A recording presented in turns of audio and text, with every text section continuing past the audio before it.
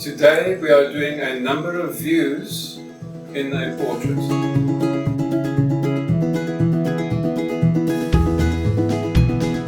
Today I'm with Etienne, a friend of mine, and we're going to do a number of shots, portrait shots, head shots, and we're going to include Jellybean, the baby on his lap.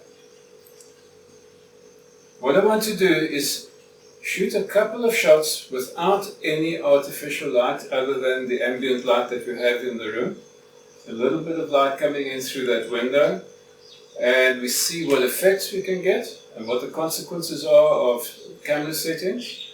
And then after that, we'll take one or two shots with that flashlight.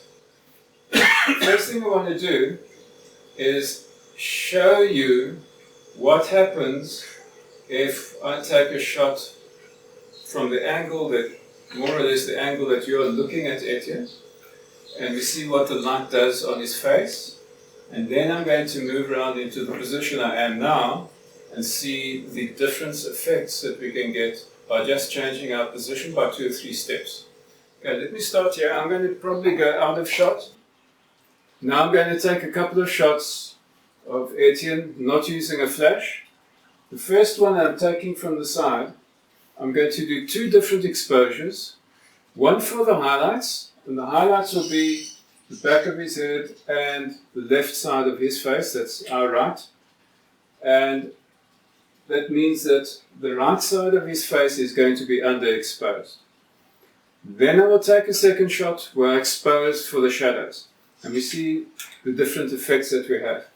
Okay, so what I'm doing is, because I'm not using a flash, I have to open my aperture as wide as I can, and on this camera, that is, on this lens, is 3.5.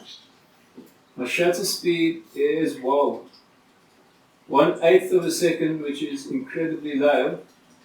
And there we are. I've just focused on his left eye, and I want to include Jellybean on the edge of the table, and we could hear that fire. I was on ISO 1600, so I've exposed for the shadows. You'll notice the highlights are blown out, but that is a certain effect which sometimes one wants, sometimes you don't. Sometimes you want to expose for the highlights. So let's do that. I'm going to do a similar composition, but this time I'm going to, knocking Etienne's stuff over. This time I'm going to expose for the highlights. So I'm bringing up the shutter speed to 1/25 of a second. The rest I'm leaving exactly the same as it was. Okay, I said 1/25, I meant 1/25. Right. Now if we look at that shot, the highlights are looking great. They're not blown out. So that's an effect you can get using ambient light. Light doesn't always have to come from the front of your subject. You don't always have to have the light falling on your subject's face. As a matter of fact, if you do that too often, your pictures become boring and bland because they always look the same. So mix it up when you're dealing with your lighting. Expose for the light, for the effect that you want, rather than just get a nicely washed out picture that everything is evenly lit. Not very exciting often. Now I'm going to do something similar, but I'm shooting into the light, which is behind Etienne. So his face is either going to be completely dark or completely lit up, depending how I set my settings on the camera. And this is going to be quite difficult. I don't have space here for a tripod. I put a tripod here earlier, and it was a mess. I couldn't easily change my angle of shot. So I'm going to use this table to try and stabilize myself. My shutter speed is going to go down quite low to 1/8 of a 1/6 of a second if I want to expose for the shadow side. So let's do that first. I'm going to do the difficult one first. Here we go. So ISO 1600 and my shutter speed, here we are. I'm down to an eighth of a second.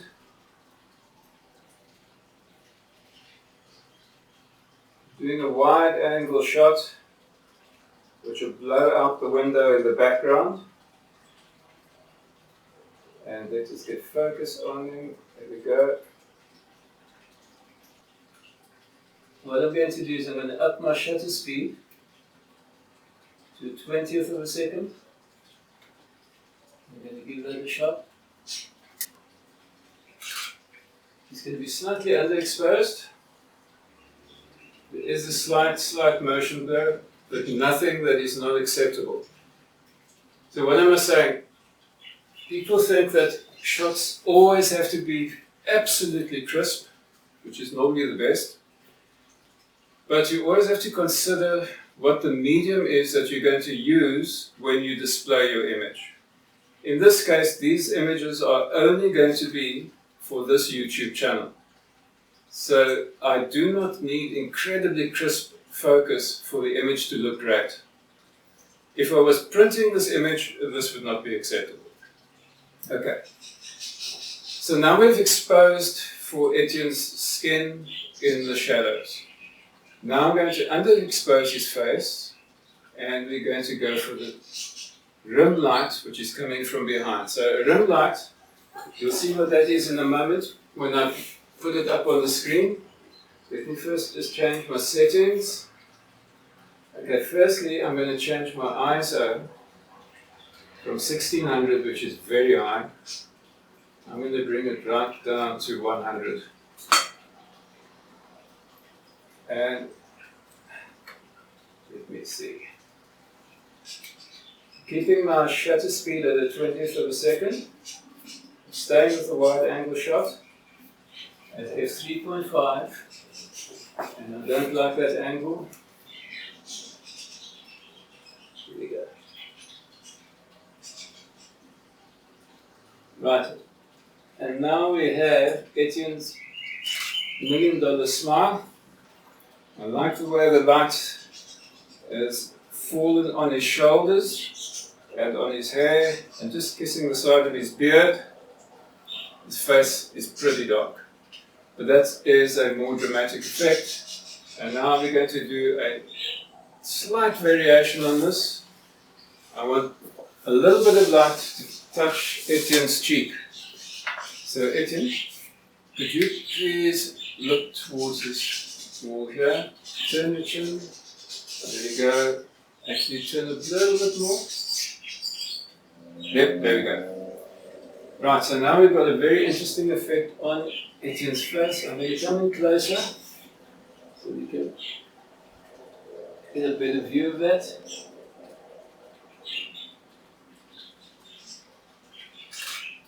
Just checking I don't have motion blur, that's nice and sharp. And that's a lovely effect that we have on his skin with the rim light. So, do you want a dramatic image? Do you want a beautifully lit image for a model, a girl, in other words? You will handle your light completely differently.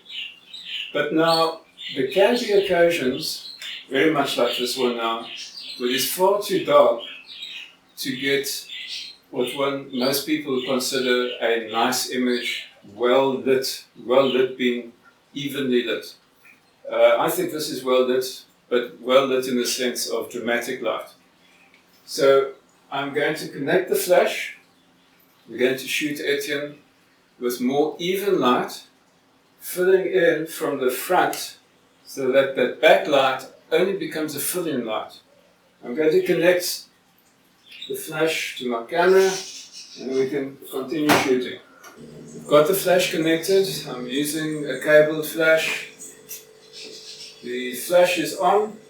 I've got my flash at half power because at this distance full power will just blast out Etienne's skin and it'll look like a ghost, which we don't want.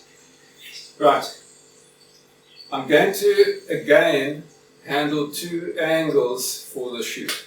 let's see what happens. What we've done here is we've placed the flash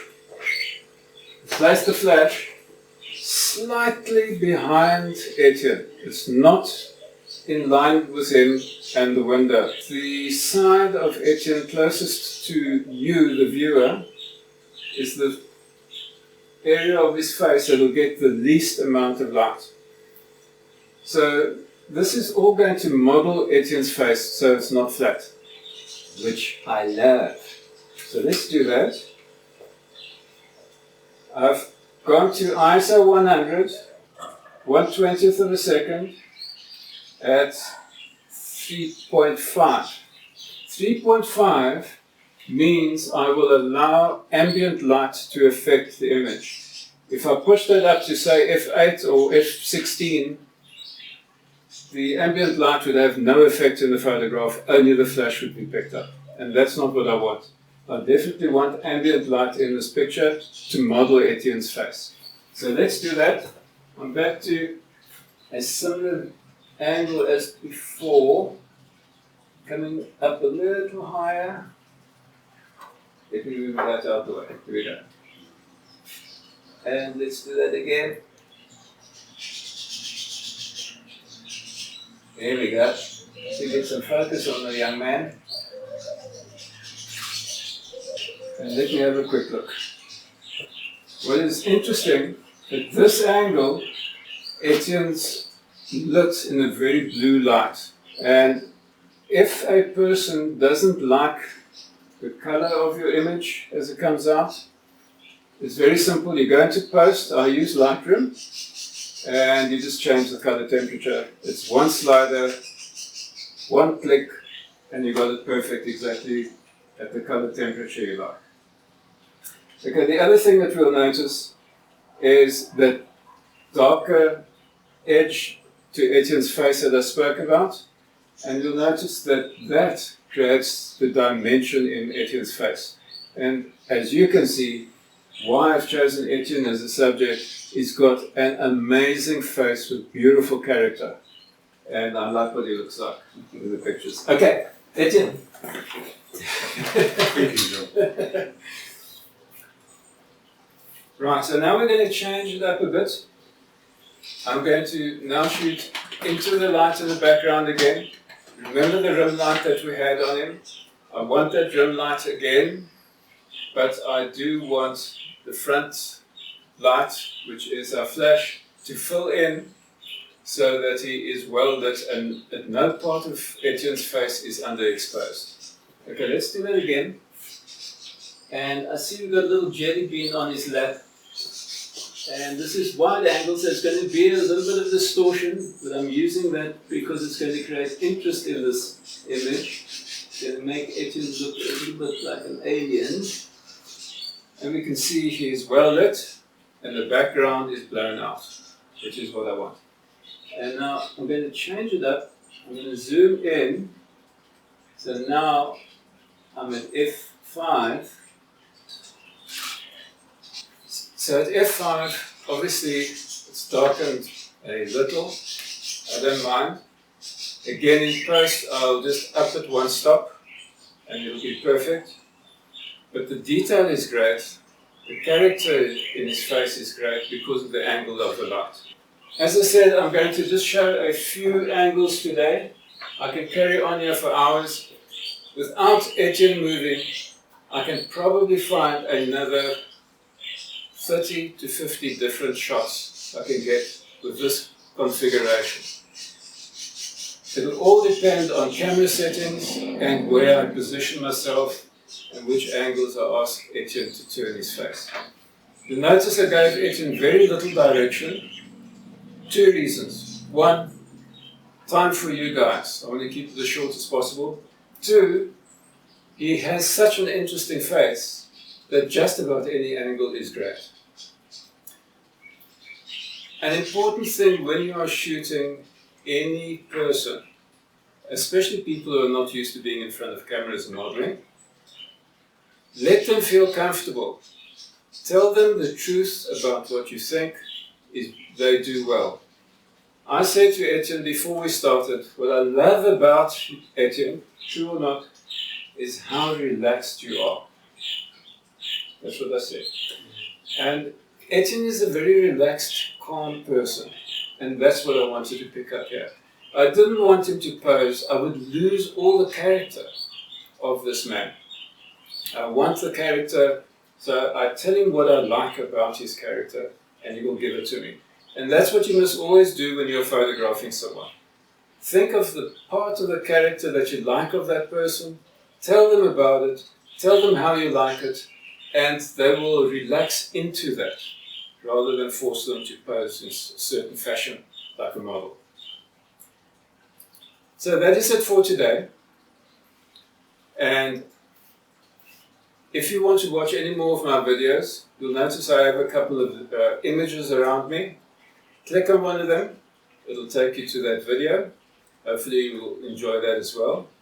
Also, you can subscribe by clicking the subscribe button below. And if you like the video, please click the like link for me. And lastly, what I really would like is if you have any comments or suggestions or ideas for videos, please place that in the comments. I will definitely follow up on that. That is John Golden Photography. I'm John. Until next time.